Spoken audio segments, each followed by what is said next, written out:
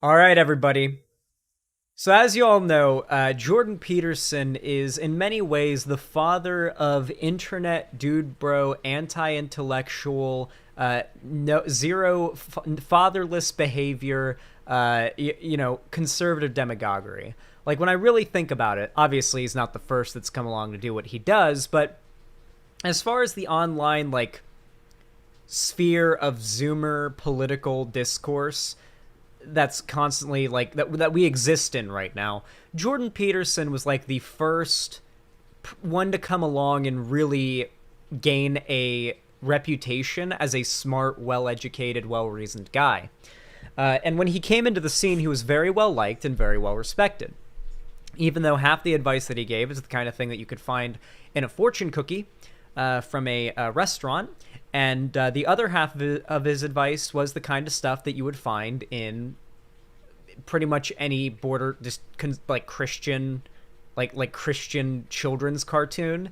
Like, legitimately, half of the shit that you could hear that you would hear from Jordan Peterson is the kind of advice you can hear from a fortune cookie or stuff that you could learn from a Christian cartoon like VeggieTales. I'm sorry, okay, but I watched VeggieTales growing up. I had a VCR. It was one of the few things I had on VHS that was entertaining, okay? Nothing that Jordan Peterson ever said was very new to me. As far as his, like, life advice goes, or even his like,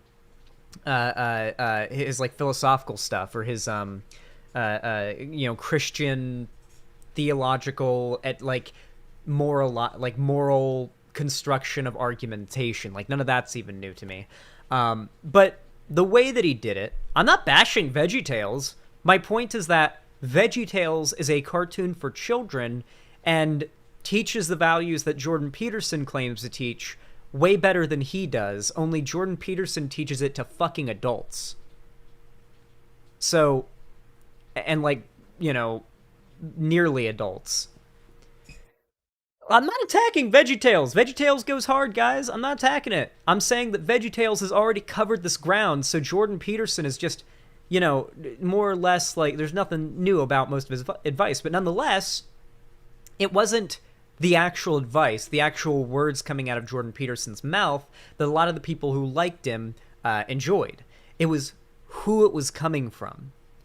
Jordan Peterson was this professor who seemed like he knew what he was talking about, an authoritative source in and of himself. A lot of people just wanted to feel like just because he said something, well, he's smarter than me, so I'll just take his word for it. A lot of people felt that way. A lot of people on the internet these days just want to find a new demagogue to do all of their thinking for them. That's why I implore you guys, no matter what, even if, like, I'm correct about any given issue, don't just turn your brains off when you watch my content. Actually, like, process what I'm saying, second guess things that don't sound right. If I say something and it surprises you, like you had no prior knowledge about that topic and you learned a new thing, don't take my word for it. You might want to fact check it. What harm can it do to fact check it? Don't turn your brain off when you're watching my content. That is not what my content is meant to be, necessarily. It is edutainment. Don't get me wrong. You're meant to have fun and enjoy it. But if you're learning new stuff from me, make sure to double check. Make sure to not just take it on my word, as you shouldn't be taking anything from the word of any online content creator. The internet is filled with lies, misunderstandings, misrepresentations, and frankly, people who just make mistakes because everybody's human. So, unironically, do your own research. You need to turn your brain off to enjoy Zan streams? Oh, well, that's mean, Gail M. Like your asexuality takes? Asexuality is a superpower. I'll hear nothing of it. Stay mad. Anyway, Jordan Peterson recently, got banned from Twitter. He got full-on banned from Twitter. I love saying that because half the chat says based and the other half says it gets really mad. It really is like the ultimate, like, Zan, make your chat mad, right? Make half your chat mad and half your chat happy right now. I know exactly what to say. Who gets mad? There's several people in chat that are saying listen to me, cringe, Zan, no. Anyway, Jordan Peterson has already kind of been disgraced for a while. And he recently got banned from Twitter, which just kind of added on to it, especially his reaction to getting banned from Twitter added on to it. But he's still like a popular figure. In fact, his video that we're about to watch, which is a literal 30-minute long schizo meltdown rant about Parag Agrawal. I can't pronounce his name. This is my second time pronouncing his name. You can't get mad at me, chat. Parag Agrawal, the new CEO of Twitter. It's an open letter to him. Now, apparently the new CEO of Twitter is like not a super like lefty progressive person by any means. Like, it's pretty much just more of the same Twitter, like upholding like just the general respectability line, you know? Like trying to keep people on the platform as long as possible, even if they are breaking the rules, particularly if they're popular conservatives, then banning them once they get too much attention. You know, Libs of TikTok is still up on Twitter, even after getting bomb threats called into a children's hospital. Like, it's not some... There's not a leftist agenda going on there. Libs of TikTok would be long gone if there was. With that said, though, every single conservative figure that breaks the rules and knowingly engages in breaking of TOS and knows they're going to get banned from the platform that they signed up for free and agreed to the TOS of when making their accounts, they love to play the victim once the ban actually hits. Even if they know it's coming, even if they were basically asking for it, even if they were actively trying to get banned, they will still, nonetheless, play the victim when it happens. And that is exactly what happened here. This video by Jordan Peterson, I don't know how many dislikes it has, but it has 1.3 million views and 102,000 likes.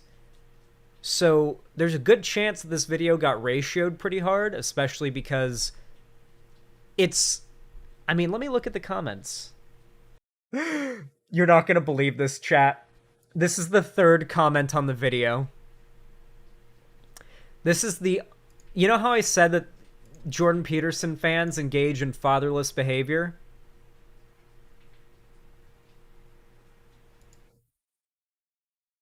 This feels like having my dad speak up for me against bullies.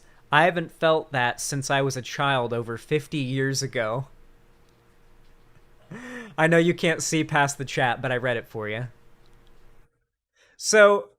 as I said before, a lot of these guys are really just looking for the father figure that they missed out on, and this guy on the internet who seems like an authoritative source that they can turn their brains off and listen to every word he says and take it as gospel, you know, they appeal to them. He appeals to them, and they genuinely think of him very much as a surrogate father, which is why they get so overwhelmingly offended when you criticize him. When I make a criticism video on Jordan Peterson, his fans get fucking mad. It's very much like, it's like when a kid in, like, elementary school says, "No, you don't call me names. I'm gonna tell my dad you called me a bad word, and he's gonna come beat you up. My dad is bigger than you." It sounds like that. It's a lot like that when you read the average, like, comment on one of my videos from a Jordan Peterson fan. My dad would destroy you in a debate. Anyway, fatherless behaviors aside, let's hop right on into this message to Twitter CEO Parag Agrawal. Let's go. In my jet-lagged state, unable to drowse further, and so I sat there right... Oh, it skipped ahead for some reason. I guess I clicked on the timeline. Let's go! Message to Parag Agrawal, CEO of Twitter. Dear Mr. Agrawal, I wrote this when it was literally 2 a.m. during my recent visit to beautiful Samos, Greece, where I was on... He wrote this at 2 a.m., angry as fuck, on vacation. Good to hear. Business attending to my efforts on the educational front. I woke up suddenly from my slumbers with you and your company on my mind in my jet-lagged... How is this a good way to start?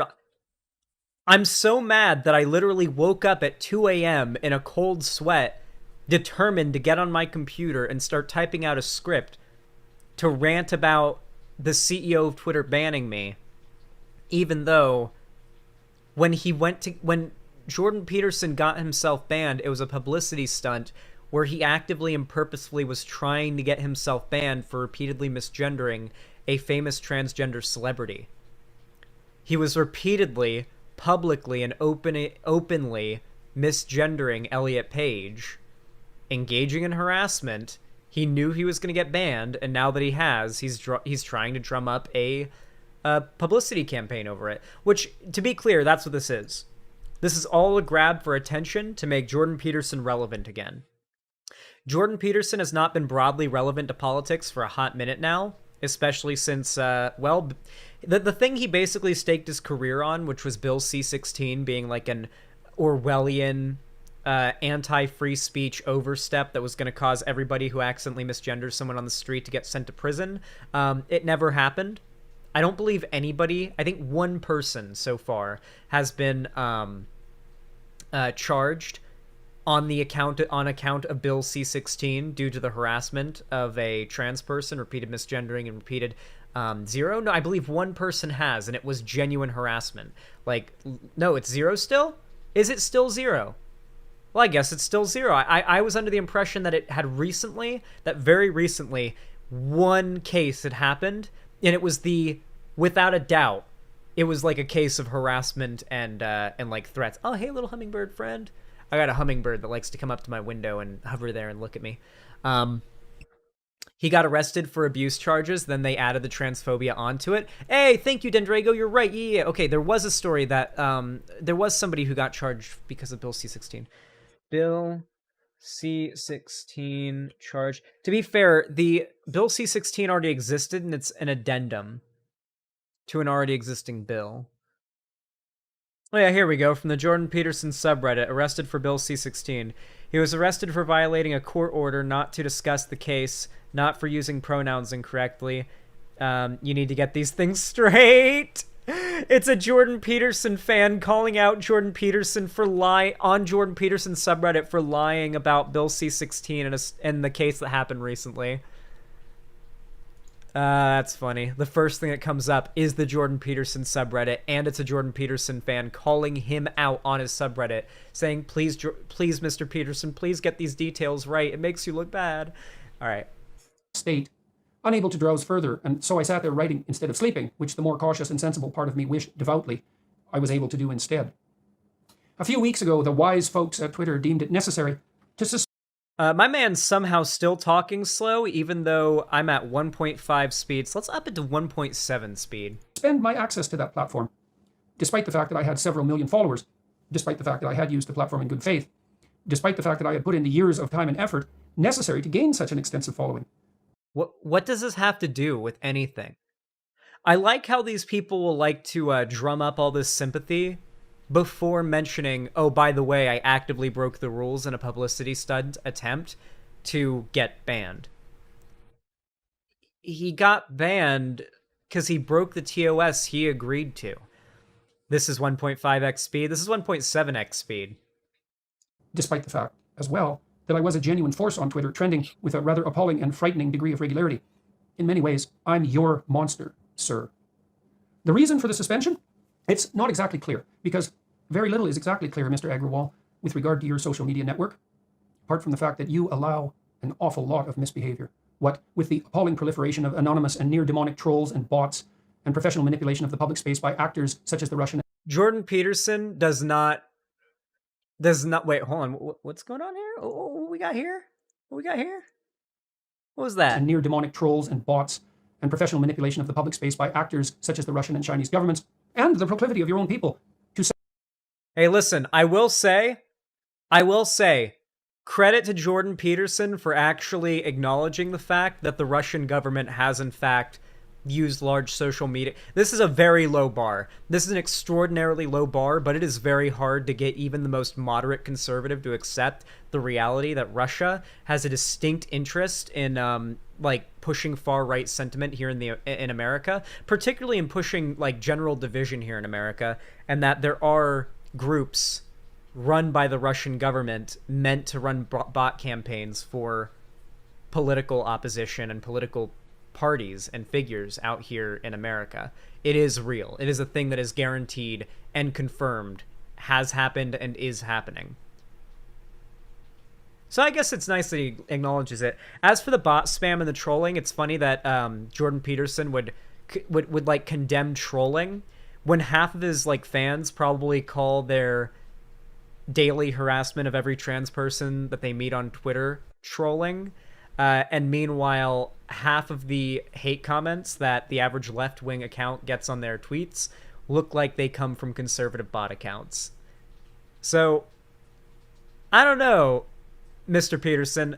The problem that you're talking about right now is one caused by your people and one that would be alleviated by literally just vanquishing every conservative account with a Thanos snap off of the entirety of Twitter. Okay? Censor only those voices they don't agree with politically. Only those voices they don't agree with. My suspension was one directed, for better or worse, at the actress slash. Yeah, that time that I got banned because I quote tweeted a TERF with nothing but a picture of a Nerf gun, a toy Nerf gun. You know, like, I said it's TERF or nothing, I think is what I captioned the tweet with. That got me banned from Twitter. But yes, no, Twitter is pushing a leftist agenda and only ever upholds these rules, and very, very fairly upholds these rules only against the lefties. But the conservatives, oh, they can't even breathe.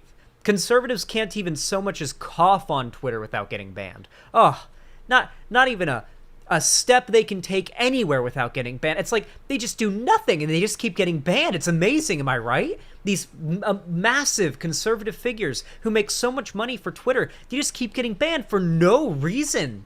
Isn't it crazy, chat? Why is Twitter just banning these massive money-making accounts, some of the most popular accounts on Twitter, for no reason? It's so crazy, dude. Oh my god, such a crazy business decision. I wonder why they're doing that. Makes no sense, dude. Dr. Ellen, now Elliot Page, who I criticized, along with his or her physician, for publicly trumpeting and publicizing the decision to have her perfectly functional. It takes more energy to say his or her than to say his. It also takes more energy to say dead name or and then Elliot than just Elliot. I want to remind you all of that. He is actively fighting to make it more work to refer to trans people. Breasts removed in the attempt to switch sexes. Just a reminder, like, the initial argument made by like 80% of JBP fans was that the trans people are asking too much of us normal people to remember their pronouns and their new names or whatever. Like, that was the initial talking point from his fans, was that it's too much work and too confusing, and people will get arrested for forgetting pronouns because of Bill C-16. That was an overwhelmingly common sentiment before these grifters had refined a lot of their talking points to be a little bit more defensible. Which decision was up to him or her, and appropriately I at least half suppose, but which also served as a much publicized, more than 1.5 million Instagram likes, model for confused adolescents who might be considering, in their juvenile confusion, walking down the same direly and irreversibly damaging road. I don't think for a moment that it was even the criticism per se that resulted in my ban, but my use of Ellen's original name. By the way, this is literally no different than when conservatives read and complain about video games causing violence, okay? No different than when they said that rock and roll music was turning kids into... Listen, Jordan Peterson is literally just... the thing that's being pushed against trans people, like, worried about kids right now, is literally just another satanic panic. It's the same thing all over again. We're just in another one. I think my next prepared video that I do, if I do another prepared video, is just going to be a video called The Cycle of Online Politics. Or just the cycle of politics in general. Or maybe the cycle of the culture war. Something along those lines. I've always wanted to do a prepared video that breaks down how these same regurgitated culture war hysteria talking points get repackaged and over and over again, and then everyone realizes it's stupid and grows out of it, and then the same thing comes along repackaged again, and the same people or another generation of younger people falls for the same shit, because the right does a really good job of, erasing history. A practice which the exceptionally active, yet exceptionally tiny and noisy and endlessly troublesome trans activist so-called community has decided to term deadnaming, and which has, in consequence, become, by their anarchic and presumptuous fiat, the modern equivalent of a mortal sin. But I don't know. It's just disrespectful and rude. No one is saying it's a mortal sin. It's disrespectful and rude, just as if you walked up to, say, I don't know, a black person in public and started harassing them with racial slurs and racist comments. If you walk up to a trans person in public and start deadnaming, misgendering them, and calling them the T slur, then yeah, you're being a bad person. It's not a mortal sin.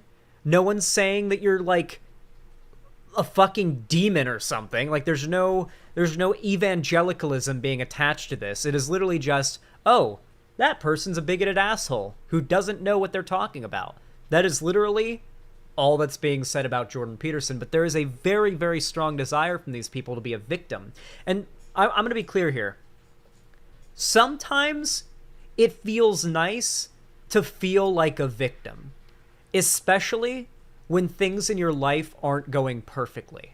It's very, very easy to take the easy way out of blaming other things, other people, other groups, other things that are not you for the problems in your life. It's very easy to do that. It's a temptation everybody has to fight. It's a temptation that Jordan Peterson and his fans, however, have absolutely failed to fight, though. These are people who need an excuse for why their lives suck. It has to be the minority groups that are destroying Western society and making it worse for the straight white man, right? The cis white, whatever, they don't believe that these words even exist, or should be even used, like cis or straight. But regardless, they think that normal people, as they'd say, are being victimized, and that society has, much like a scale, tipped the favor of privilege very far in the favor of minority groups. And that is how a lot of young, straight, white, cis, gamer bro type dudes feel. It's stupid and it's wrong and it's unfounded, but it's how they feel. Nonetheless, they feel like victims. And even if they don't, they want to feel like victims because they're constantly being told that they're part of the most privileged group in society. And when their lives aren't working out for them, they're like, hey, what the fuck? Why is everybody telling me that I have everything perfect? And, that Barack Obama has it worse than me because he's black. That's the kind of thing that a lot of these dudes think. A lot of these Jordan Peterson fans legitimately have the thought run through their head that the left thinks they're more privileged than Obama, or that they have a better life than Obama because Obama is black. That is a very common conservative talking point. That the left thinks that the white drug addict, homeless woman on the corner is more privileged than Obama. I legitimately heard that claim from conservative demagogues on fucking repeat in 2016. It was the go-to to the white privilege exists argument to argue against it. Intersectionality is crucial. It is so fucking crucial. This is why intersectionality is so important, because liberal, identity politics typically doesn't take that into account, at least not often in its messaging, not on the internet at least, and it's very easy to counter with, well, what about poor white people? So you have to take into account, okay, the way that privilege exists is that we've got systems that offer certain benefits to certain groups, and while, yes, not every single person who is part of this group is going to be more privileged than the other, there are certain privileges that exist extingent of having money and having wealth and high status that also play a part. There's also, there's just so much that goes into it. And it's hard to explain to people, but an easy, concise, fast-to-say lie is way more effective than the truth. Because the truth takes a long time to explain, and it's complicated, and it's not convenient. It's not a convenient snap answer that already sounded like something you'd want to believe in the first place. No. Do I? Because your idiot policies of arbitrary exclusion are unbelievably and appallingly ill-defined. Thus, I'm not granted the opportunity to face my accuser or accusers. Is there just one? Are there many? Who are they exactly? Are they inside or outside of Twitter? Why have they been granted this decision-making power? And I continue not to know. This man is even melting though I down. Your equally ill-defined and parameterized appeal Reminder, this man is melting down over a Twitter account. Process with regard to this censorious and judgmental action, undertaken in the shadowy background of your equally shadowy company. As I have yet to hear anything at all from the powers that be at Twitter on that. A Twitter account that he actively and purposefully got banned. Appeal front. But I know absolutely that you know personally of my suspension, and that you have been questioned about that, because I have been told by a very good and exceedingly influential friend of mine who spoke directly to you very recently that he asked you just exactly what in hell you were thinking when you banned me. And I also have heard that an equally or even more influential person, with whom you have also recently had very public dealings, which did not turn out well for your company, has raised exactly Elon the same Musk. concerns. And I also Wait, know... how did it not turn out well for the company? Dude, nothing... Elon Musk could literally... Well, actually, Elon Musk has raped children. Well, allegedly. There are images of him with Ghislaine Maxwell, and there are people that have made accusations.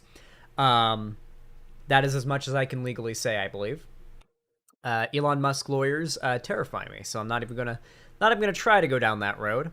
Elon Musk could literally rape a child on live television, and conservatives would explain, well, you have to understand, Elon Musk believes in this very, very big brain, very high level, very high IQ political world philosophy, in that humans and people are a natural resource that are running out and that we need more people. So when Elon Musk raped that child on live television, well, yes, that might not have been a very good thing. If we really think about it, if he got that child pregnant, or that teenage girl pregnant, then, he actually, created more good in the world, because, that's another human that's going to be born. That is legitimately what Elon Musk stands would argue. There is nothing on Earth Elon Musk could do or say that would make his simps and his fans accept that he is not a literal god among men.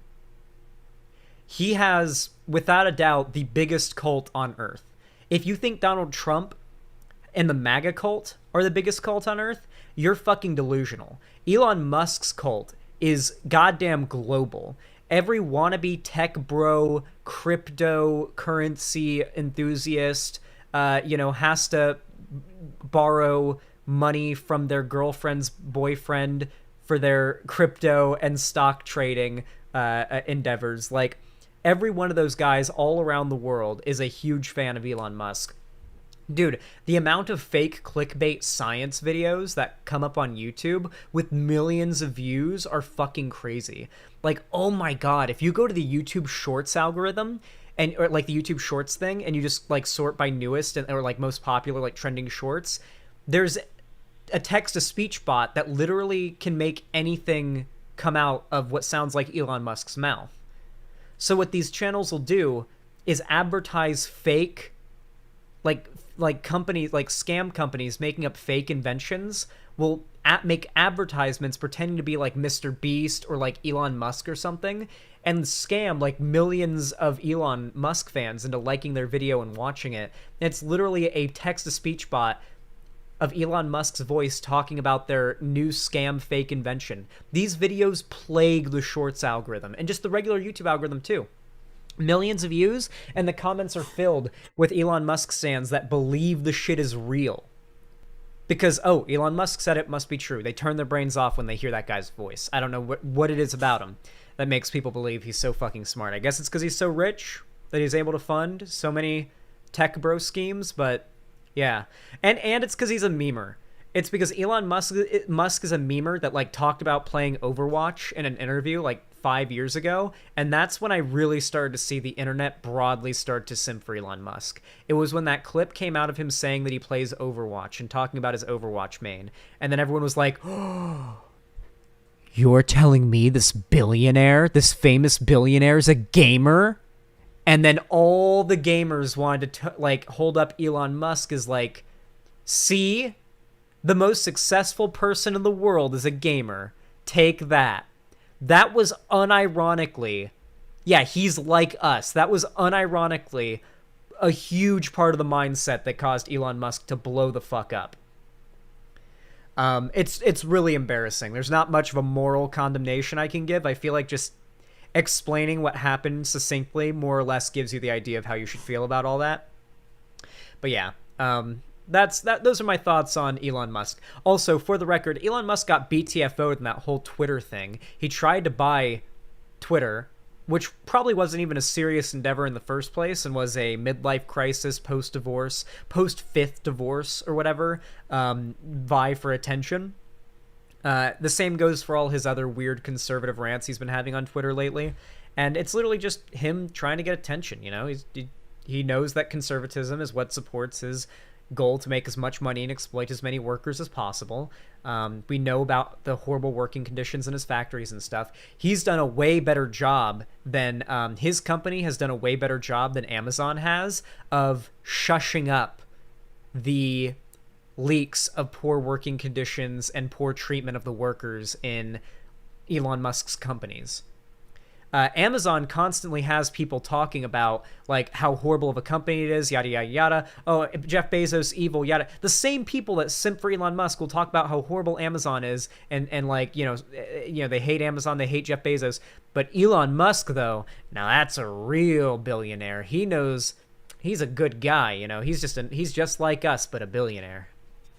Never forget him specifically calling out union advocates and class action lawyers for why he was going Republican. Yep, that as well. And the time that he claimed that one of the British rescue divers saving those children from that flooded cave was a pedophile, because he said that Elon Musk's dumb fucking idea for some sort of tiny submersible submarine that could go through the cave passages was stupid, because they had divers and that was the only the passages in question are like this wide, so it's like getting through there with scuba gear alone was like a death sentence for the average, for any diver that's not like the best of the best. Several military best in the world divers died.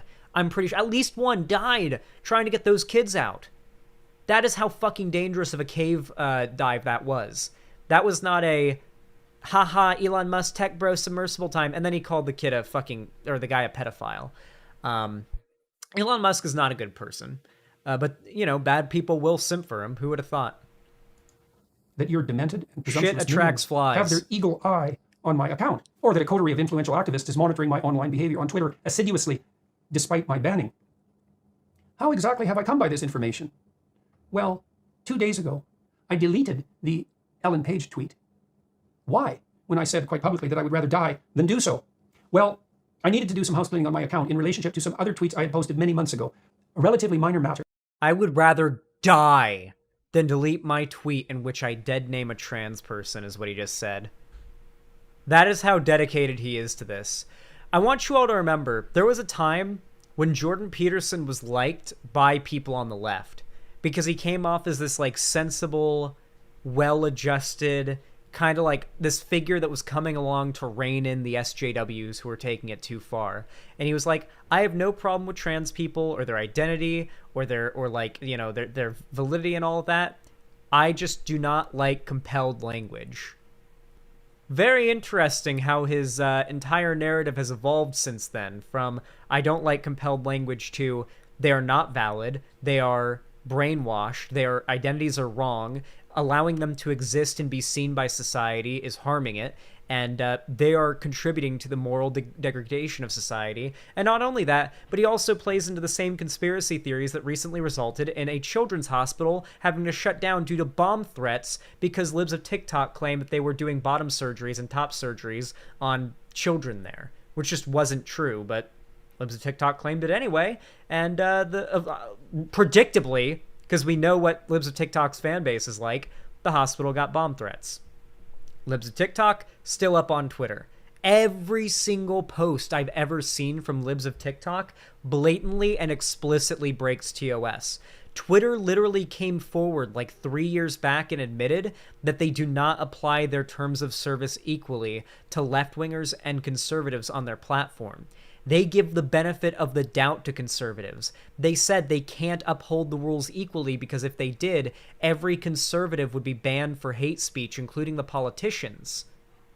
And that would look bad for their company. So they have to give them, special treatment and allow them to get away with breaking the rules until it gets Twitter into enough fire that they have to ban them. Which is what happened with Jordan Peterson here. He provoked the internet. He provoked the journalists. The journalists had their eye on Twitter. Twitter had no fucking choice but to ban Jordan Peterson, and he asked for it. He openly asked for it. So, not much I can say other than that. Conservatives get it easy on Twitter. I got banned on Twitter once because of a joke I made with my friend. All right, and I'm an openly left-wing figure. All right, I've seen conservatives not get banned on Twitter for rape threats. in the replies to like e-girl posts and shit like that, okay? Twitter does not have a lefty agenda. They don't. But one that became a somewhat pressing practical necessity. Afterward, I reposted a screenshot of the page tweet stating that I was obliged to do so as I had given my word that I would not delete it, despite my suspension and the attempt at public shaming that suspension hypothetically constituted. And bingo! Within hours, I was banned again. So your staff can act pretty damn fast when it comes to registering and reacting to my hypothetical misbehavior, but are pretty darn slow when it comes to, say, responding in any manner whatsoever to the appeal I submitted, objecting to the ban, or at least raising questions about its rationale. Sure. Now, those opposed to my views, and indeed the fact of my very existence.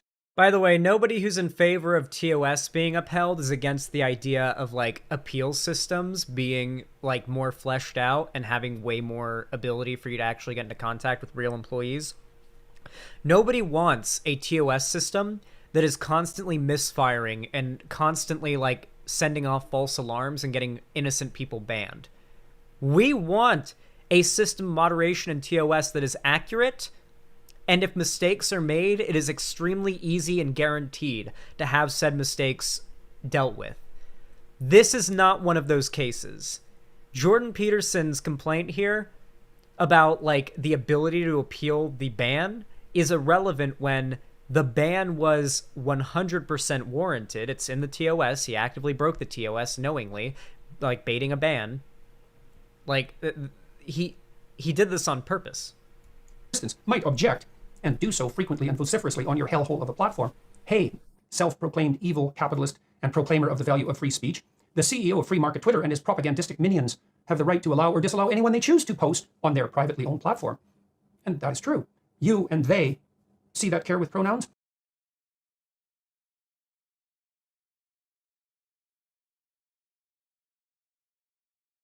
I saw that care with pronouns, Jordan Peterson.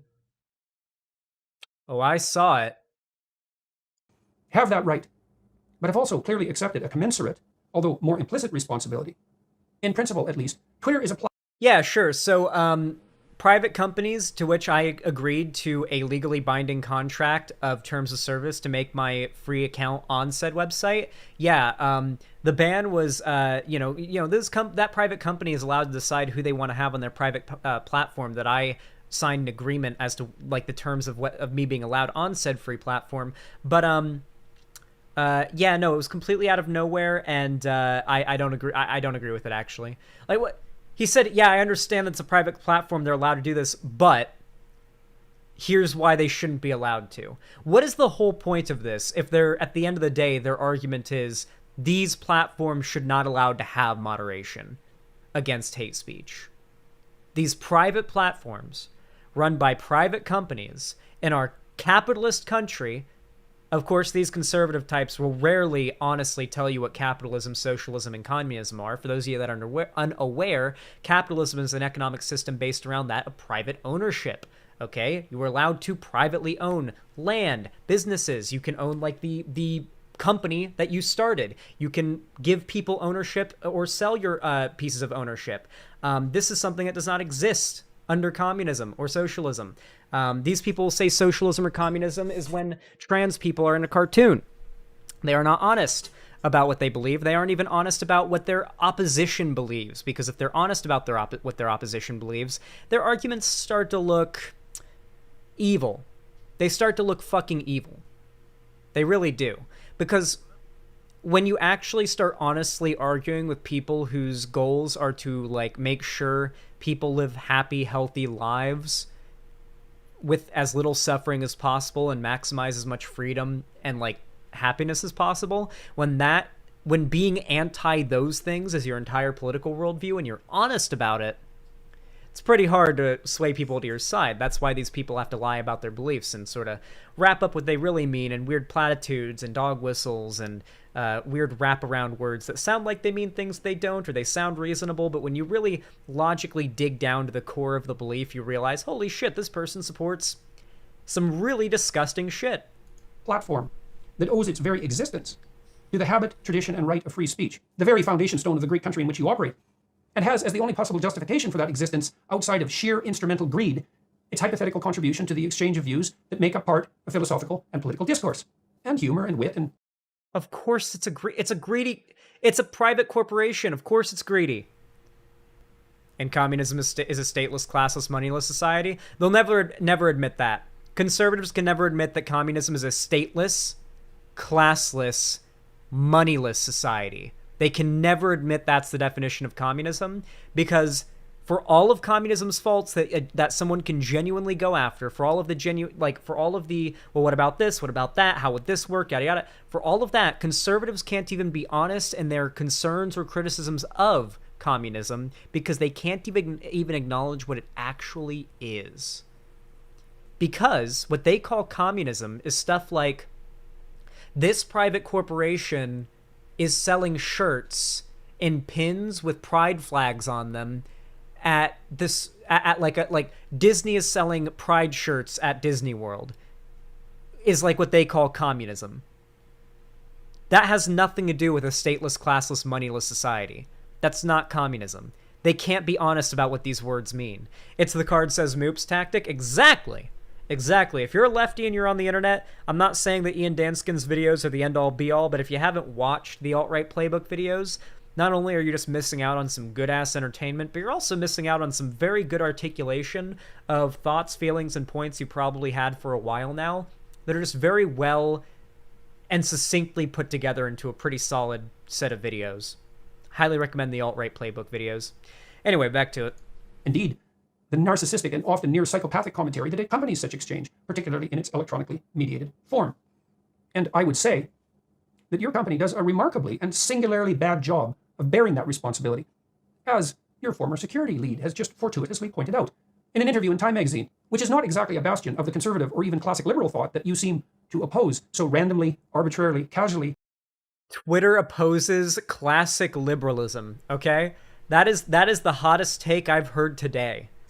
Twitter is without a doubt the most centrist, standard, like what conservatives claim classical liberal means. By the way, anyone who calls themselves a classical liberal is a white nationalist. I'm sorry, it just be like that sometimes. Same goes for paleo-conservative. I don't know what it is about those particular groups, but it's just a new label that Nazis and, pretty much Nazis made up to hide who they are. Anyway, back to it. High-handedly and inappropriately. Peter Zatko, your former security lead, has painted, in the words of that same Time magazine, quote, a damning portrait of a company in crisis, in an 84-page complaint to federal regulatory agencies and the Department of Justice, which was first reported by the Washington. Yeah, like Nick Fuentes calls himself a paleo-conservative. A lot of like his fans do. I think John Doyle does as well. He might call himself a tradcon now, but I know in his old videos he did. Like the Nazi like super trad types that try to do the whole like LARPy white picket fence 50s America thing. Those people are the ones that tend to call themselves paleo-conservatives. They're just Nazis. Washington Post and CNN, and which Time obtained from a congressional source. He describes Twitter as crippled by rudderless and dishonest leadership, beset by egregious privacy and security flaws. Oh my god, I hate John Doyle. He radicalized me until I was pulled out. I can say it now. John Doyle's ex-girlfriend messaged me on Instagram like 2.5 years ago, back when I lived in Florida, and she didn't like. She confirmed that like it was real, that she'd actually like she was able to confirm it, is what I'll say. But she said something along the lines of like there wasn't any like abuse allegations or anything like criminal or spicy or anything. It was really just cringy stuff, you know? Like he unironically does do the like 1950s LARPing shit, and he wants to like recreate 1950s America in his home, and he's like super like pushy with it. Like he requires that any partner that he has, any girlfriend or girl that he dates, does the like the 50s housewife thing. And I was like, this isn't anything that I could like BTFO him on, but I do think it's pretty funny. So there you go. Tainted by foreign influence, a danger to national security, and susceptible even to total collapse. To be fair, Zan, classical liberals are a legit class of liberals. I don't think they would necessarily be Nazis. Paleo-conservatives, on the other hand, are kind of close to Nazis.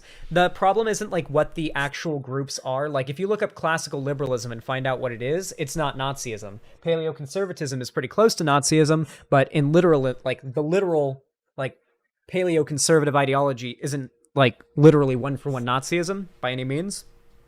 The problem is that Nazis tend to use these terms to disguise their ideologies, because outside of like some hint nudging at ethno states and whatnot, most of the stuff that you'll be talking about is like, oh, I'm a liberal, but I complain about the left going too far or whatever. That's usually how it's used on the internet. Yeah, Sargon kind of started that off. I forgot that Sargon used to call himself that. Yeah, well, there you go. Yeah, Sargon's a white nationalist, and he called himself a classical liberal. I don't think he does anymore. Doesn't he just call himself like a full-on right-winger conservative or whatever? I don't know. All I know is I recently saw him talking about like about wanting to keep Britain British or something like that. It was like keep England English or something along those lines. I was like, whoo, classical liberal shit. Yeah, there it is. That's a lot of flaws, Mr. Agrawal, for someone who also seems to believe that the arbitrary suspension of the truly bad people, such as myself, is a moral necessity to keep the sphere of public discourse pristine. And we might also point out, since we're talking about moral insufficiency, that your recent discussions with Elon Musk didn't fare so well, did they? Since your company seemed utterly unable or unwilling to specify even the percentage of fake bot accounts active on Twitter. A supporter of Twitter might object. Mr. Musk was just looking... Elon Musk literally fucked up his entire vibe by Twitter on his own. This is literally just misinformation about how that went. As a matter of fact, I think we can probably find something that breaks this down. It's from BBC. God rest them. Elon Musk is seeking to end his $44 billion bid to buy Twitter, alleging multiple breaches of the agreement. The announcement is the latest twist in a long-running saga after the world's richest person decided to buy Twitter in April. Mr. Musk said that he had backed out because Twitter failed to provide enough information on the number of spam and fake accounts. Ah yes, a deal breaker indeed. Twitter says it plans to pursue legal action to enforce the agreement. The Twitter board is committed to closing the transaction on the price and terms agreed upon with Mr. Musk, the Twitter chairman Brett Taylor wrote in a tweet, setting up a potentially long and protracted legal battle between the two sides. The original merger agreement includes a $1 billion breakup fee. So what Elon Musk tried to do, and what he thought he could do, was get a whole bunch of attention in good faith for saying he was going to buy Twitter and turn it into a bastion of free speech with no rules, no banning conservatives, racism and transphobia and sexism and homophobia and all that would be allowed. You can call everybody the N-word and all that. It was going to be glorious, a conservative heaven. It would be infested with pedophiles, which of course the conservatives love. It was good. Like, Twitter was no doubt going to fucking die if that's how it went. But that's what they were like heralding in. The conservatives were heralding in a golden age of child porn, racism, racial slurs, and bigotry on Twitter. They were screaming from the mountaintops that soon they were going to be able to call all the minorities on Twitter every slur under the sun, and there was nothing that could be done about it. They were so goddamn excited, so hyped, and they loved Elon Musk for it. They were on their knees, guac, guac, guac, sucking that dick, okay? They were sucking that Elon, they were inhaling Elon's Musk, okay? Elon, though, was only doing this with the express purpose of getting said validation and attention. He thought he could just say, well, I'm going to find this really stupid arbitrary thing to try to break up the deal on at last second so I get all of the good, all of the good faith from this, but then I can just blame Twitter for making it not work out, which is exactly what he's doing, exactly what everyone's falling for, and, yeah, it's pretty fucking hilarious. I really hope he gets held to... So, on one hand, I hope he doesn't get held to task for buying it, because, like, Twitter under Elon Musk's...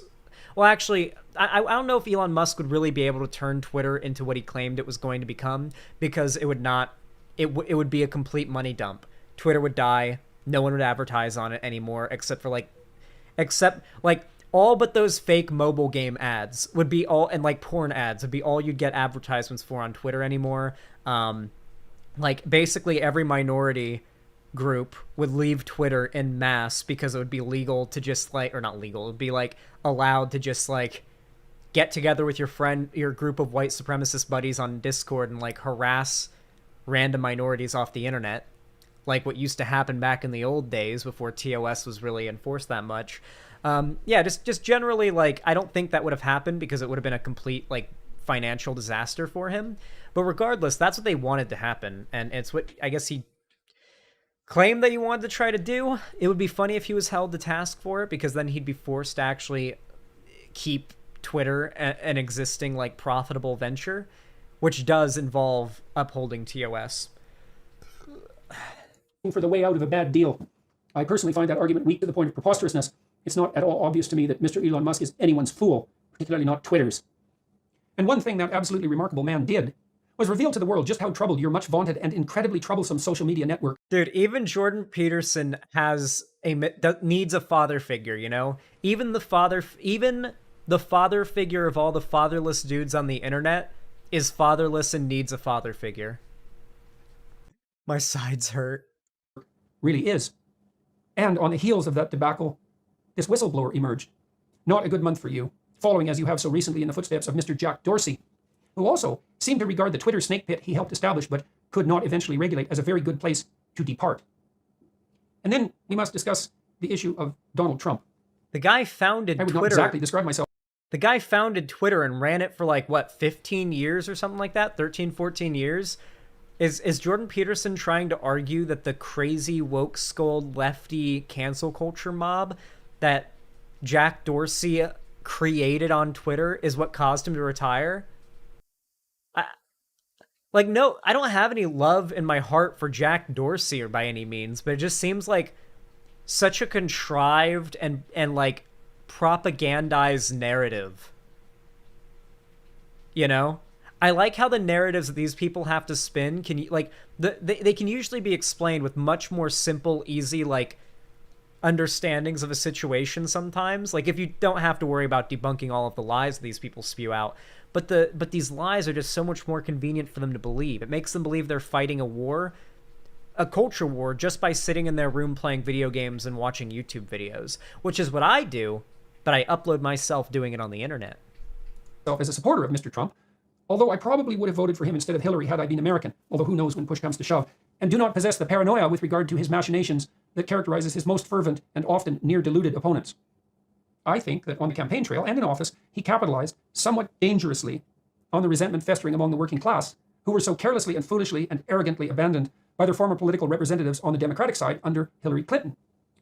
He's not wrong there. But let's be clear. Conservatives are not... Most of these conservative demagogues are not stupid. They wouldn't be where they are now if they were fucking stupid. Most of them are not no bullshit tier... Never mind where I was going with that, with all that. Most of them are not no bullshit tier stupid, okay? Jordan Peterson knows what brought him into prominence initially during Gamergate. Jordan Peterson and most of these large conservative public figures knows what keeps their culture war hysteria narratives going. They know what they're doing. It's why they make so much money, and it's why they get so many views.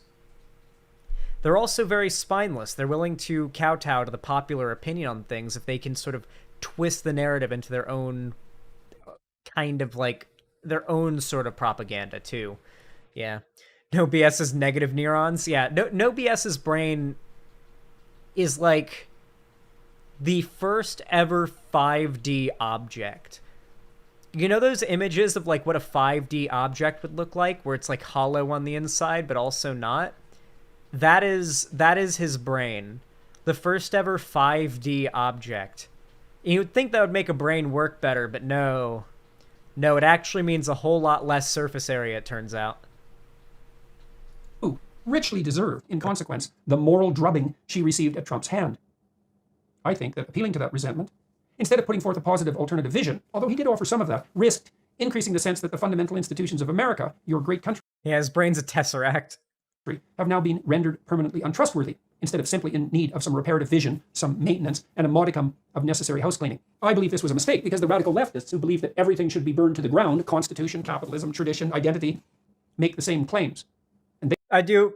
Once again, they aren't allowed to be honest about what their opponents believe. They can't be honest about what they believe because what they believe is so horrible, but they can't be honest about what their opponents believe because what their opponents believe is so intrinsically morally, at least in the basic philosophy that guides it, generally so morally, like, absolutely inarguable, you know? Like most of the point, like the broad point, like the broad philosophy that Jordan Peterson is pushing against is more or less we should maximize the ability for people to have access to the things they need to survive. Survival should not be anywhere near as conditional as it is now, if at all.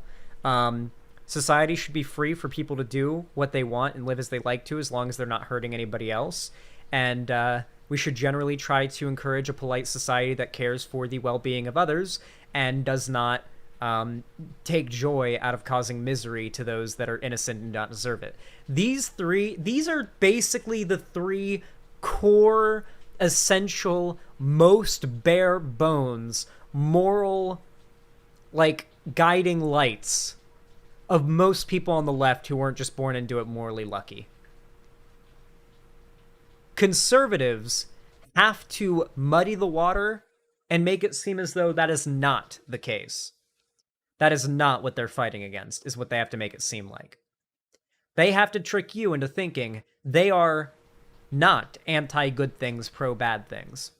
They are the most dangerous opponents of the conservatives, hypothetically represented by the Republicans. And the last thing we need on the more traditional and cautious side is anything that makes those radical claims appear valid. I also believe that Mr. Trump erred greatly, not least strategically, in his decision to push the narrative of stolen election. Even if he is correct, and I don't believe that he is technically, even though he was treated more despicably and unfairly and prejudicially by his political opponents than any US leader in living memory, the former 45th president of the United States has spent a lifetime advertising. He totally tried to, like, subvert the election. He tried to call for the votes to stop being counted. He tried to overturn it. He even, like, instigated January 6th over it, and to this day has been pushing the idea that he actually won the election, that it was stolen, raising, literally trying to like, make people antagonistic towards our democracy. Why is he dressed like that? Oh, to false, like, pseudo-intellectualism.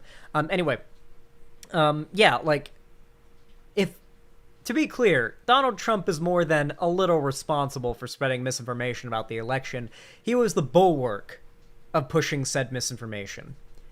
And yeah, to touch on it again, Jordan Peterson is wearing, like, the most stereotypical professor jacket right now because he knew this video was going to get a lot of views, and this guy thrives on people thinking he's smart enough that they can just hear what he says and not double check it or do their own research. So it's kind of like if I just started wearing a lab coat in all of my videos when I talked about, like, well, to be fair, Jordan Peterson was an actual professor. I don't think he is anymore. I don't think he's actively well, I think he does still do teaching engagements. I don't think he's actively a professor. I don't think many universities want him anymore.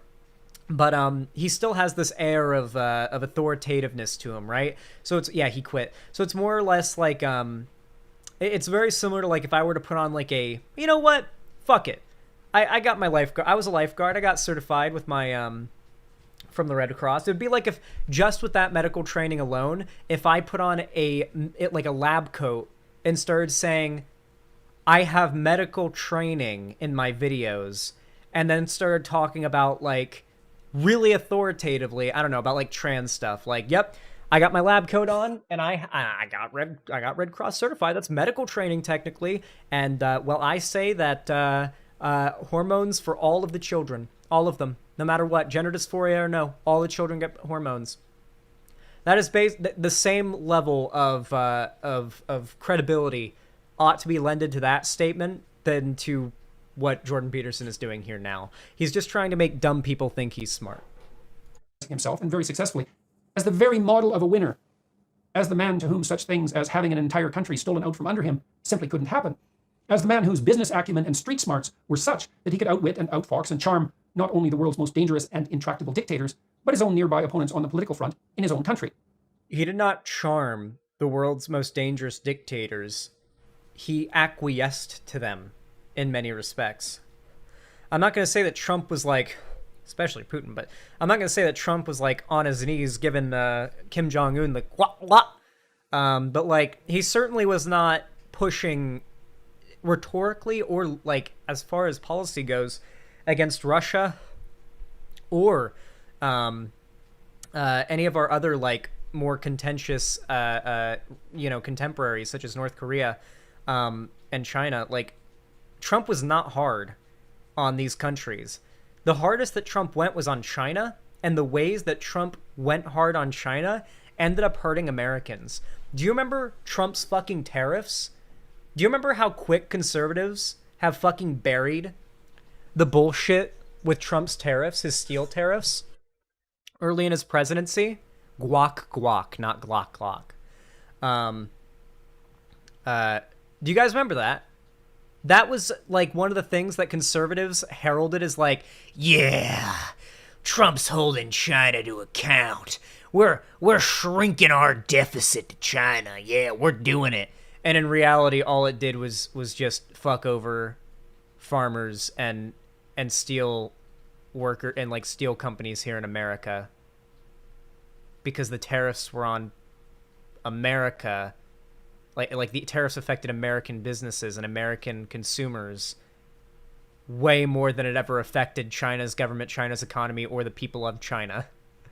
Nor did it really help us much. It was like universally talked about as like by economists as a bad decision and a bad business move. In the meanwhile, the Trumpists are like deep throating Trump's business skills. He's a businessman. He's a brilliant businessman fighting for the people. And it's like, okay, I'm not an economist, and I'm not very smart when it comes to economics, but the economists disagree. I do overwhelmingly understand, as I said, that many unpalatable and immoral broadsides were launched against Mr. Trump, including his banning from Twitter, Mr. Agrawal, a stain on the political landscape which has not yet been scrubbed away. And I can understand why he feels uniquely embattled. But I stand by my diagnosis. The Donald went off-brand in a potentially fatal manner when he decided to cast himself as yet another victim. But Mr. Trump also accomplished some singular things, in my estimation, and got very little credit for it, where credit was clearly due. He warned the Europeans a few years ago. It's really hard to find much to say when we're literally just watching a conservative pity party circle jerk sesh. That's what this is. Conservatives are meant to watch this video and use their tears as lube as they masturbate, because they're literally aroused by the feeling of victimhood. In no uncertain terms, that their virtue-signaling submission to the so-called environmentalist and utterly economically and practically deranged globalist utopians was going to bring them great grief, not least by placing them under Putin's thumb, and was roundly and thoroughly pilloried for offering this absolutely accurate and self-evident diagnosis, as he was for so much of what he did. And how much more correct could it be been, as current events have clearly demonstrated? And Trump's team finalized the Abraham Accords. I do love that conservatives will just say anything bad that happens under like a Democrat president is the Democrats' fault. Anything bad that happens under a Republican president is the Democrats' fault. If they just got out of the Republican president's way, he would have stopped it. The left can do no right and the right can do no wrong to these people.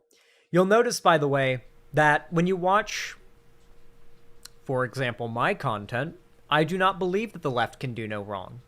I do not believe that people who subscribe to my political beliefs are inherently good people who are like worthy of attention and worthy of congratulation or of like like friendship or camaraderie.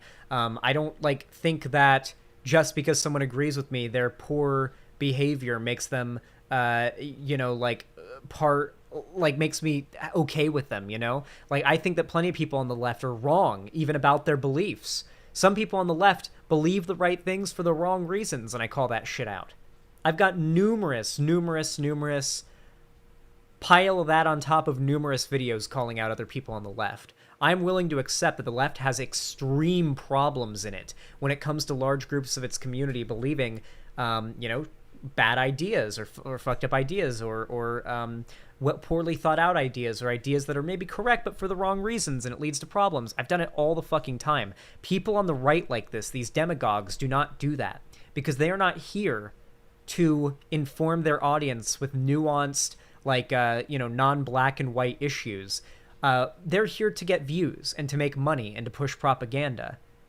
They don't say things such as, don't turn your brain off when you're watching my video. They say, subscribe and pay money to watch more of my paywalled content and get even more sucked up into the propaganda hole, right? Like, they don't encourage anybody to do their own research, really.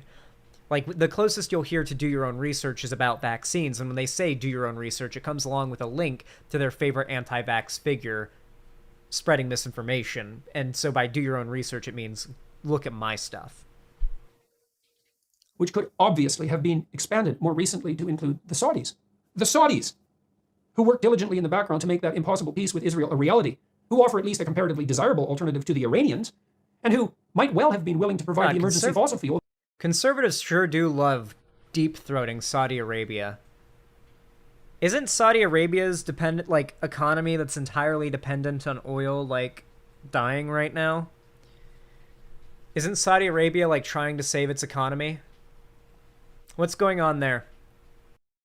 I've read a few articles on it that I've seen on World News, but I'm not super informed on it. I keep getting Israel ads. Israel ads? Israel is advertising now? Jesus Christ. I'm not living in Israel. No matter how many ads Israel shows in my videos, I'm not moving there. God damn it. I'm not joining I'm forgetting the name of Israel's military. The IDF. I'm not joining the IDF. I bit the crap out of my lip in my sleep, so I gotta put Oragel on it. It's a local anesthetic with lidocaine in it that just kind of numbs your mouth. Makes it possible for me to talk without it hurting. By the way, chat, I cannot say this enough. Chipped tooth, cracked tooth, toothache, bit lip, bit tongue, anything like that. Any open wound in your mouth, throat, anywhere in your, in here that's causing you pain, Oragel will fucking help you, all right? It's antiseptic too, so it's kind of like Neosporin that you can eat, and yeah, you just rub it into whatever. If you bit your tongue or your lip or something, I've got I bit my cheek here and here in my sleep, so I've been using it there, and it just completely numbs my mouth. I can't feel anything right now. I couldn't taste anything if I ate anything either, but it works. Oragel just makes my mouth numb. Yeah, it numbs away the pain. Oragel is good because it doesn't give bad reactions like Neosporin does. Oh yeah, I didn't even know Neosporin gave bad reactions. You might have an allergy. Let's continue. Well, that would have kept gasoline and heating and cooling prices down for Americans at the pump and at home if their rulers hadn't been hectored on very dubious moral grounds by the unwise actors constituting the current Democrat administration. Yeah, if that hurts, especially while eating Peaceful Warrior, or talking, highly recommend Oragel. You get a little dab of it on your tongue and then rub it into where it hurts with your tongue, and it'll numb your entire mouth. But where you rub it, it'll numb the most. President Obama received a Nobel Prize for doing nothing but winning a presidential election while being black, to put it bluntly, and I think he knew it. Although he cravenly accepted the prize anyway. I think that's true. That is, let's be completely real. He was the first ever black president in a country that has a very shaky history, if conservatives will allow you to learn history, when it comes to black people rights and the ability to hold certain positions, to have certain things. It was a pretty big deal. That alone was a pretty big deal, to be fair. And while I will admit getting a Nobel Peace Prize over just that alone is pretty cringe, I think you can also justify his Nobel Peace Prize for unrelated reasons too. Every single president in human history, at least modern human history, is or probably is a war criminal. However, Obama was, as far as increasing the quality of life for Americans, pretty damn unprecedented. The Affordable Care Act, Obamacare, as many of you will know it, ACA, was a pretty big fucking deal. I don't think you realize the ACA paid for my grandma's cancer treatment. She didn't survive her cancer, but the ACA gave my grandma a whole extra year of life because she was poor as fucking dirt, would not have been able to afford even the slightest bit of treatment, but she was because of the ACA. Michelle Obama, his wife, is definitely like, yeah, worked to make like school lunches way better. Schools like generally were much more improved under Obama.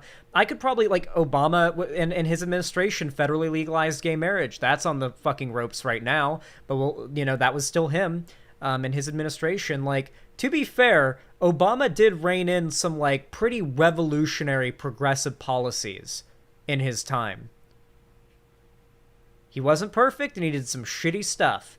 But as far as like improving the quality of life for Americans, like he did some stuff that not many that presidents haven't done in a long time. Most presidencies before Obama were at a pretty hard standstill or regressive in the past terms. So Obama was a big deal. Trump and his team and all the people from the Middle East involved in the Abraham Accords received almost no legacy press attention, certainly none that was positive, and certainly no Nobel Prize, even though what they managed was clearly the most significant advance on the peace front in that embattled region since World War II, at minimum. And your company had the presumption to ban Mr. Trump, despite the fact that he was the democratic choice of the majority of your populace. Oh, I forgot. Remember? And you his immigration policy. So Obama deported more people than Trump in his granted he was a two-term president, but despite that, he deported more people than Trump, and even then, he still put DACA into place. Dreamers, that whole thing, that's because of Obama. He was a shithead with deportations, but some of the policy that he put into place when it came to immigration, to this day, is the reason why many people are still allowed to be here in America. And when Donald Trump was president, there were a lot of Dreamers who were fucking terrified they were going to lose citizenship and get deported. Fucking terrified. Because Trump wanted to take down DACA. That was part of his and his administration's like policy positions. So yeah, like Obama was a big deal. Don't let history and forgetfulness make you forget that Obama was not. He did some good shit. He did some okay shit. You haven't seen fit to lift that ban, despite the fact that there is truly no shortage of genuinely bad actors on your very poorly run platform. And despite the fact that you simply do not have the moral standing or the authority in the most fundamental moral rather than narrowly legalistic sense to interfere in the operation of the polity that encompasses your operation and that you, hypothetically, are bound in allegiance to. And you banned and haven't lifted that ban on Trump, despite the fact that the ban, in all likelihood, given the centrality and sacrality of freedom of speech, did more harm than good, even if the idea that Trump was not good for the country in the main is accepted. I disagree. The ban of Trump on Twitter, well, I'll admit that having Trump's tweets gone sucks. We live in an unfortunate world in which the worst person on earth is also the funniest, which means that being deprived of the absolute and provable harm that Trump having a platform on Twitter did provide also makes us lose out on some of the funniest tweets that ever existed and some of the easiest quote tweet fodder of all time. That was a pretty big loss for humanity. We have the Wayback Machine. It's not the same. It's not the same. That was a tragedy that befell humanity, losing out on that. But I think the good outdoes the bad, personally. Just in my opinion. He can't as easily stoke a riot outside the Capitol and have a coup happen anymore. So that's a nice bonus. Many people have come to distrust Twitter, and indeed, the entire domain of corporate-sponsored or hosted public dialogue, because of the murky nature of your decisions to censor. Good. I just wish they would question you. Fuck. I love when normies start to question the drivel that the mainstream media shovels into their mouths. I just wish the alt media they were consuming wasn't Alex Jones and Jordan Peterson, or even if they were consuming it, I wish they'd do it semi-critically, at least. Just a little bit of a critical eye. Like, Googling and fact-checking half the shit these people say is going to start raising red flags for the average viewer, I would hope. Or allow. And that has allowed the paranoia and distrust, etc., that your company was hypothetically opposed to when Trump was hypothetically and uniquely, because why ban only him, generating. In my opinion, pushing Trump underground to the degree that you did made everything that was objectionable about his mode of action in terms of its public effect worse, not better. And I don't see any evidence whatsoever that That there's no way whatsoever he even could qualify that statement because it is blatantly untrue. He pulled that argument out of his ass. Oh yeah, whatever harm could be caused by Trump calling for violent action, if you think that would happen, would be even worse because Trump now doesn't have a Twitter account where he can reach way more people. Hey, little hummingbird buddy. You have seriously contended with that possibility at all. There is plenty of destructive conspiratorial thinking on the right, some of which has turned out to be all too justified. And persecuting those who tend toward that form of conceptualization certainly exacerbates. Chat, you know, I just realized I can do when I get my house in Seattle. Once I've got like hummingbirds just absolutely swarming my yard, I can take my laptop out into the yard and live stream in the backyard and just have hummingbirds landing on me and shit for an outdoors stream. Because they would. They would eventually like be landing on me and around me and stuff on camera.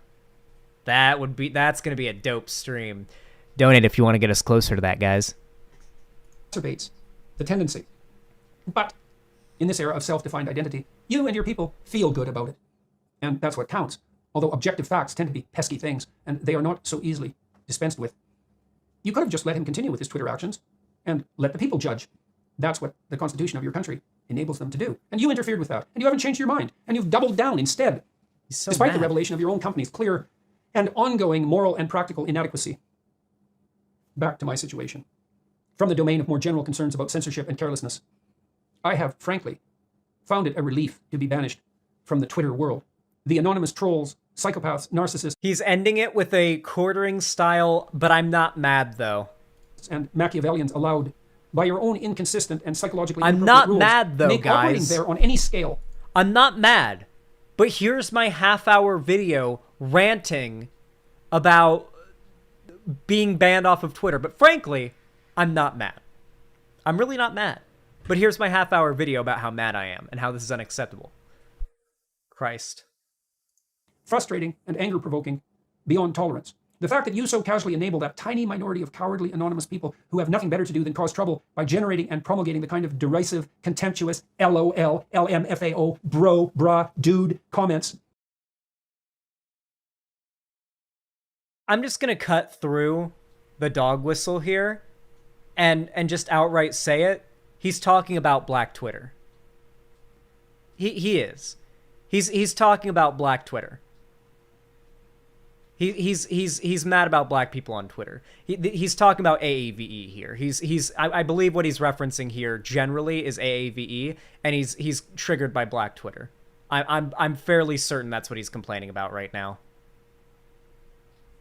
Because without a doubt, when it comes to dunking on people like this, black Twitter followed by trans Twitter are usually the first to go after our boy Jordan Peterson and his ilk. Oh yeah, the damn minorities are getting uppity again. Yeah, that's what it is. 100%. That's what he's complaining about. I'm not gonna fucking sugarcoat it. That's what he's complaining about. It's racism. 100%. I thought that was West Coast white guys. Honestly, black Twitter doesn't usually use bruh. He's talking about bruh. It says bra here in the closed captions. He said bruh. So, yeah. Like I don't know. I think he's referring to, like, AAVE and Black Twitter here. That's my... Maybe I'm looking too much into it. Maybe when I'm too much of a hammer right now and everything's looking like a nail, but that's what I'm seeing. What the fuck is up? Jordan Peterson is being racist. Hey, Pillow. That would get anyone who dared utter even one of them in person to their targets immediately punched in that mocking, cowardly, self-aggrandizing face, means that your platform represents a signal threat to the integrity of the discourse upon which the stability of your country and the mental health of its youth depend. Now this is a bit of projection here. Common Jordan Peterson moment, indeed. Yeah, it's been a while since I've seen you in stream, Pillow. You're going to be able to see... Wait, have you seen any of my Destroy All Humans 2 streams? Because I'm going to be playing more Destroy All Humans 2 shortly, once we finish up the segments. As you have been directly warned by psychologists of great repute, such as Dr. You're gonna Jonathan like the Haidt, game. as moderate and wise a learned person as you could hope to have for counsel. In consequence, I see very little evidence that you have the ability or the vision or the concern necessary to set the pathological den of serpents that you so apparently carelessly enable and govern straight. And that is a very dire problem, set to get much worse as this fall's crucially important elections loom. A very small minority of truly misbehaving people pose a constant threat to the integrity of society, as they eternally have, and your electronically mediated communication system, with its ultimately and oh so morally but exceedingly carelessly flattened social hierarchy, where anyone whatsoever, even someone who bears no responsibility and who wishes to continue that way, can say anything whatsoever to anyone they choose in any manner whatsoever, and can do so even if they literally do not exist and are lying outright in the most egregious and troublesome fashion imaginable. Is he complaining about, like, bot accounts on Twitter? The overwhelming majority of bot accounts on Twitter are run to push right-wing propaganda. Conservative propaganda should not be calling for the banning and the like vanquishment of the bots on Twitter, okay? That would literally mean half of the conservative reply accounts would be gone, okay? Like, half the replies that the average left-wing post gets that are just like random soy cuck hate replies or whatever, it's the general like fill in the blank Mad Libs like conservative talking point insult thing. Half of those are bots. Half of those are name, bunch of numbers, no profile picture. Is doing nothing but magnifying their positively demonic voices and spreading the chaos those voices are evilly motivated to generate. I wouldn't claim that my behavior on Twitter was perfect, or indeed that any of my behavior is perfect. Twitter is a very difficult platform to use properly, and I have plenty to learn on that front. I didn't want to ignore Twitter despite its pitfalls. I love how he characterizes Twitter users he doesn't like as monsters and demons spawned by Echidna himself, and is mad that he isn't the daddy of monsters, despite the fact that the cult of Peterson has been around since 2015. Well, like, you have to, like, literally, like, for these people, they believe that their enemies are bad because of who they are, not because of what they do and what they believe. Even though I probably should have, because for better or worse, your platform is a major social player and psychological/sociological phenomenon, one that I wanted to and needed to and felt a real responsibility to understand, and one that is impossible to understand, let alone master or diagnose, without its... I'm sorry, I had a friend growing up who had a pet Echidna, and she said Echidna, so that's how I say it. I'm sorry. I don't do the Echidna nonsense. Somebody that I literally knew who had a pet Echidna called it Echidna. And that's what she called it. But yeah, she had a pet Echidna. It was dope. Actual use. But I tweeted several thousand times to many millions of people, and only a vanishingly small percentage of those missives caused the... Or maybe I'm thinking chinchilla. I think I might be thinking chinchilla. Or am I thinking enchilada? No, that's the food. I'm high right now. Knuckles the enchilada. Kind of concern that might properly culminate in disciplinary actions, to say nothing of outright bannings, if they were conducted with a shred of decency and care. And I have taken very public steps to rectify and modify my inadequacies on the communication front. It is, therefore, by no means clear that you or those who help you run your benighted and blighted direct democracy, mob rule, psychopath-dominated communication platform have the morals... You know what would have been funny? If Jordan Peterson, before getting banned from Twitter, if his final tweet was, BRB, I'm gonna go buy a pack of cigarettes. Would have given his fans Vietnam flashbacks. ...standing to render the kind of arbitrary and careless judgment on the behavior of others you deem inappropriate, who also, just by coincidence, don't happen to share your progressive political views. You have, as noted previously, the technical right to do so, which you do and should. But on the moral front, you and Twitter have an awful lot to learn, and a clear and pressing responsibility to take action on that front, as the power of your platform is immense. And I think the actions of your company are, in the main... Yeah. The girl that I knew had the spiky Australian monotremes, the Echidna. The thing that Knuckles is... making things in the world much worse than they need to be. And I've thought deeply about it and talked to many wise and informed people about it as well, and they agree and are equally or more concerned. So, I am for that reason unwilling to quietly accede to your kind corrective, repetitive, insistent, and thoroughly public though it has been. I love how half of this is literally just word salad that means nothing. And Jordan Peterson just knows that his fans don't really, like, his fans are dumb enough that they'll just assume that he's using smart words that they're too dumb to understand and just take his word for it and run with it.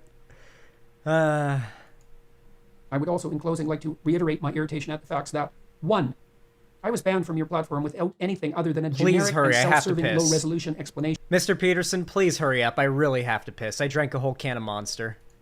2, that my appeal of that ban was ignored, even though my repetition of the aforesaid behavior was noted and acted upon within hours, if not minutes. 3, that your company's reasons for banning and wrap it manipulating up. or regulating the behavior of your users are utterly opaque, right, I have to ineffectual, piss. and Wrap it up. self-contradictory. 4, that your own security personnel and potential investors or even purchasers of your company have been properly scared off by the chaos that reigns under your authority. 5, Chaos. that you take to yourself the moral propriety Demons. necessary to continue censoring a former president of the United States, even as a critical election approaches, without knowing at all whether or not you are making even the situation under him that you object to worse. There is always a critical election approaching. This has no bearing on whether or not the ban was justified. Instead of better, and have absolutely no reliable data pertaining to that possibility. And finally, 6, that your careless, censorious behavior and enabling of the anonymous Machiavellian narcissists and psychopaths who inhabit the Twitter troll underworld is warping and ESL speaker here, and yes, fucking word salad. I even can sort out with my limited English. Well, hopefully the subtitles I turned on are a help. I know that a lot of other lefty streamers tend to turn on subtitles because they know they've got people in their audience that are hearing impaired, and I usually don't turn them on because YouTube's generated subtitles are garbage, but I thought, this video has a lot of views. They're probably pretty good here. So, enjoy. dementing the entire domain of public discourse. People who live in glass houses, Mr. Agrawal. And you might ask yourself, by the way, who cast the first stone? Boom. Inception. Boom. Damn, dude. Holy fuck. Now on the Daily Wire Plus. For those of you guys that don't know, the Daily Wire Plus is basically like the new Blaze TV. Like all the conservative demagogues that are... Like, this was literally all a vie, by the way. To be very clear, as from a business perspective, this was all a vie by Jordan Peterson to get as much attention as possible on his move to Daily Wire so that he would be able to have a resurgence of popularity on said platform. There is without a doubt, without a shred in my mind, that Jordan Peterson did this for attention, okay? He actively went out of his way, doing something he knew would get him banned from Twitter, to get banned from Twitter, so he could get, you know, publicity over it. Yeah, Glenn Beck. The next Glenn Beck. Isn't it crazy that Jordan Peterson and these other, like, demagogues are literally just Glenn Beck and, who's the other boomer piece of shit that died? Rush Limbaugh for Zoomers and millennials. Like, Zoomers, millennials, like, they see Rush Limbaugh and they see, like, they see Glenn Beck and whatnot, and they're like, nah, that's for boomers. That's not for me. But you know, this is what they're all about. Oh, Ben Shapiro. Oh, Alex Jones. Ooh, my boy Jordan Peterson. Absolutely. It's all the same shit though. Anyway, my bladder is full and I've got to release a fat stream of gamer water. So with that said, if you enjoyed this segment, please consider leaving a like. It is not a simple hollow show of support for my channel. It legitimately does. No, Glenn Beck is not dead as far as I know. It legitimately does help my channel, my streams, my VODs, my videos, all alike. So please drop a like. If you watch this far, please comment lobster battles down below. Lobster battles is what I want you to comment to tell me that you watched all the way to the end. And of course, if you want to see more from me, please consider subscribing and ring the bell icon to turn on all notifications so that YouTube actually does tell you when I go live or upload a new video, because they will not do it otherwise. On top of that, if you want to see more from me on the internet, you can go down to the description below to see all of my social media, my Instagram, my Twitter, my TikTok, and even my fan Discord, where we do watch parties and play games and all sorts of cool stuff in there. So definitely join that. It's the main concentrated, dedicated area of my community and fan base. And of course, finally, if you want to join the real chat that you see on screen, you can come to xanderhall.com/live and make an account. And if you're here on the website, then I highly recommend, especially if you've got a white name, donating, subscribing, or gifting a sub if you want to give it to somebody who's a white name here on my website, or supporting me on YouTube, Twitch, Streamlabs, Stream Elements, or Patreon, as financial support directly is always very much appreciated. But as always, do not do it unless you can afford to. As always, thank you so much for watching, and have a good one, no matter how you support me.